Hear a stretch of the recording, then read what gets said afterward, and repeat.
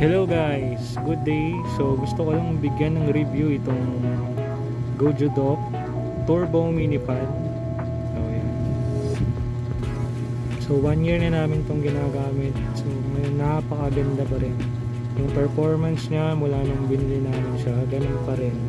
Hindi nagbabago. So pakita ko lang yung mga buttons niya. Ayan. Meron siyang plus minus dito. So dito na-adjust yung lakas, yung hina.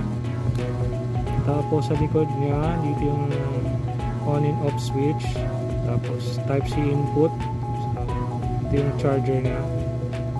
Yun. So wala na siyang box eh.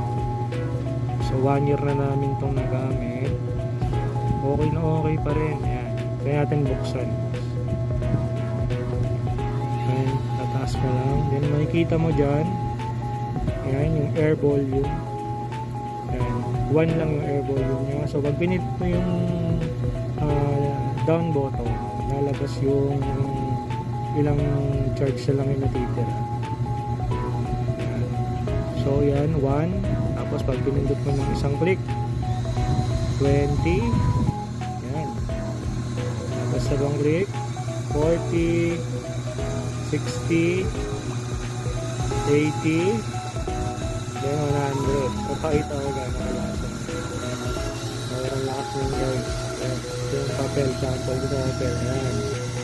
Ayan o. Grabe. Lakas nyo guys. So malamig yung hangin na binubuga niya. Malamig yung hangin na binubuga niya. So pinamahilan. So hindi rin siya maingay. Then yung working time niya tumatagal na 3 to 6 hours. Tapos yung charging time namin 3 to 4 hours. 3 to 6 time na namin 3 to 6 hours na namin siya nagagamit. So tinry ko namin itong gamitin the whole day.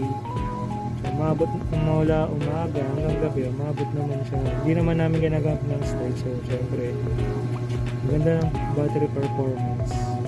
So yun lang. Kung naghanap kayo ng ganito kaysa bumili kayo ng mas mahal na brand, so okay na to. Yun, mas makakamura ka pa. Sa Shopee niya siya mabibili at tingin ko naka-sale siya ngayon kasi malapit na mag 11/11. So nga pala nabili namin to sa halagang 350 pesos.